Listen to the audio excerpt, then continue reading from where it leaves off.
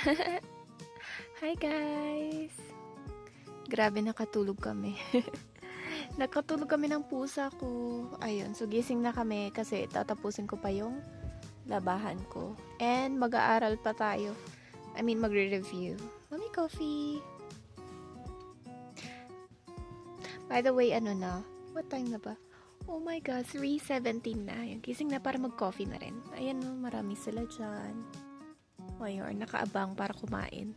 Tapos pag natutulog ako, pinapatay ko yung ilaw para mahimbing. Oh, morning! Morning! Morning! Gutom na ang mga prinsesa. Hello! Hello, hello, hello! Alam niyo ba pala si Tisoy, takot siya sa sa blower. Ewan ko pa dyan. Oh, takot siya sa blower. Wala namang ginagawa. Tago ka dyan, tago ko. Ay, sorry na. Okay, hindi na po. Pero ito isa, hindi naman. Mommy Coffee, are you scared? May mananapak na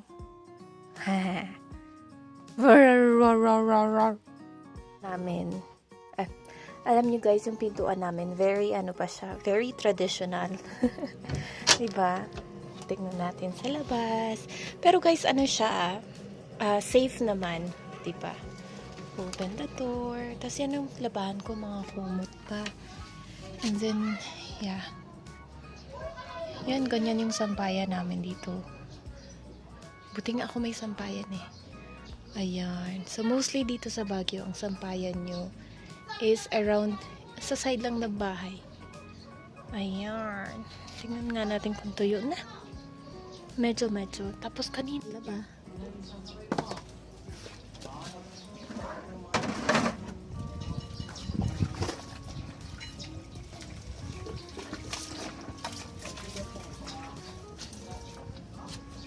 Ang ginagawa ko pala, binababad ko na yung mga kumot para the next day hindi na siya mahirap labhan kasi wala akong washing machine.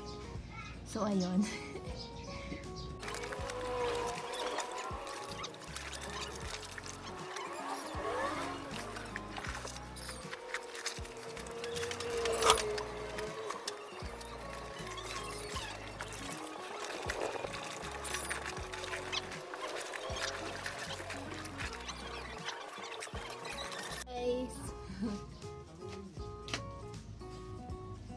Ang next is papalitan ko naman yung higaan ng mga pusa ko. Every week ko nilalaban yung higaan nila. And ilalabas ko na sila. Yan, mga cats na yan. Kasi alam nyo, pag nakalabas to si Aya, hindi sila pwedeng nakalabas kasi inaaway nila to. Kaya ginagawa ko, palitan sila guys. Wow, pasok ka muna. Kasi kapag hindi, as in talagang inaaway nila yung todo-todong away. As in. Kaya hindi sila pwedeng magsama. Kasi ito si Aya, pinakahuli ko siyang inampun. Kaya hindi masyado nilang kilala. Cute na garot. Tapos alam niyo ba? Kaya binubuhat ko pa yan si Aya paakyat. Kasi hindi siya marunong umakyat. Siya lang yung pusa na hindi marunong umakyat. Kasi nung bata nagkasakit yan. As in, hindi siya marunong umakyat. Tapos pag naglalakad siya, ay, gewang-gewang pa nga. Ayun. So, ilalabas ko na yung mga other cats ko. Kukunin ko yung mga basahan kasi papalitan na natin yung cover nila. Ayan. Yung mga cats ko, meron din silang laro. Para silang baby ko. Ayan.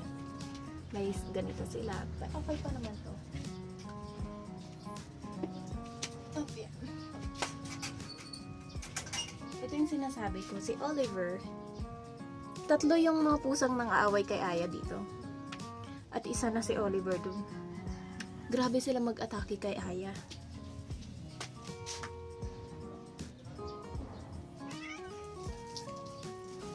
Tapos ito, thick jacket siya. Thick coat or jacket. Ito yung higaan nila. And every week ko yung pinapalitan para masaya silang matutulog. Yun lang. Next guys is magigib na ako. Kukunin ko na yung hose. pa ha. Kutin ko lang yung post.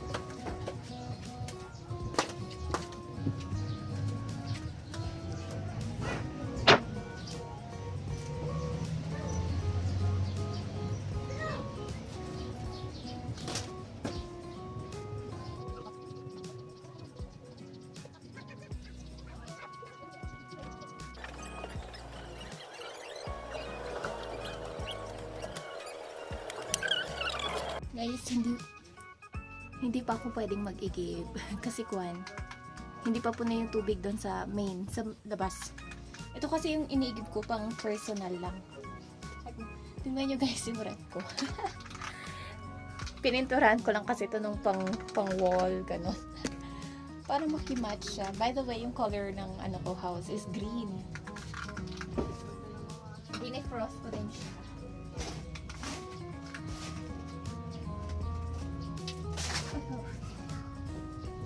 Dahil nag-defrost ako, tatanggalin ko muna yung mga ice.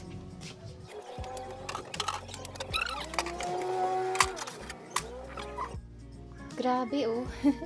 Grabe yung nakuha kong water sa ref. As in, almost half ng balde. O diba? Kaya pala hindi na nagsasara yung ref ko. Hoy, gala-gala girl. Tayo. Kung ano man.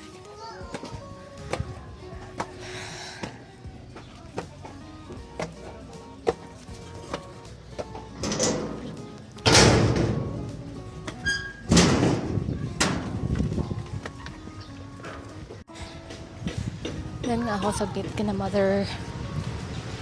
Look.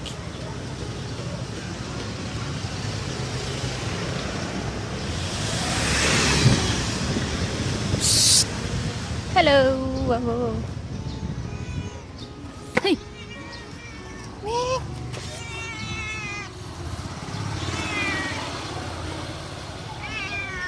Bakit mo ko tinatakbuhan?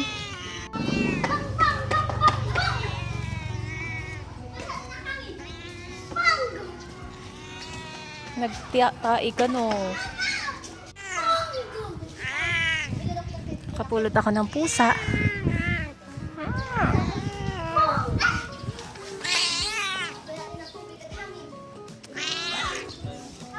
Bye-bye. Daan muna ako dito kina mother. Bye-bye.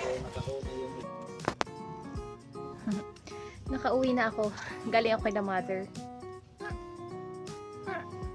Dito si Oliver.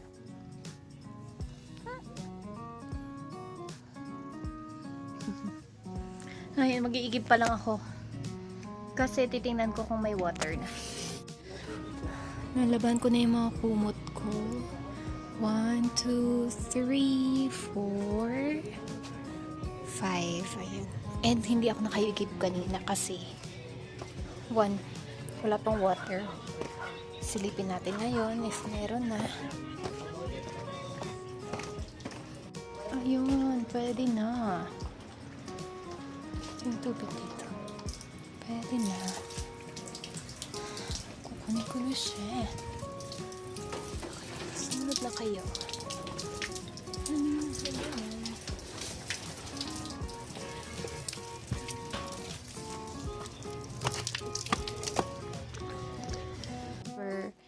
Ayun nga. Salamin ng tabak. At laylay itong short ko. Gusto ko lang. At umalis na ako kanina. Pumunta ako kina mother saglit. So, kinage ko muna sila. Ayan. Ngayon bubuksan ko na ulit. Alam nyo kasi pag umaalis ako, kinikage ko muna sila para ma-sure. Alam mo ang mga pusa kasi guys, matakbo ba sila? Baka maano nila yung internet. Nag-iingat lang din ako. Diba, Tisoy? Pero gustong-gusto nilang natutulog dyan sa kasi warm. And then, may yung duyan-duyan. Ayun lang. Pero pag nakauwi ako, yan, nakalaya na yung mga yarn.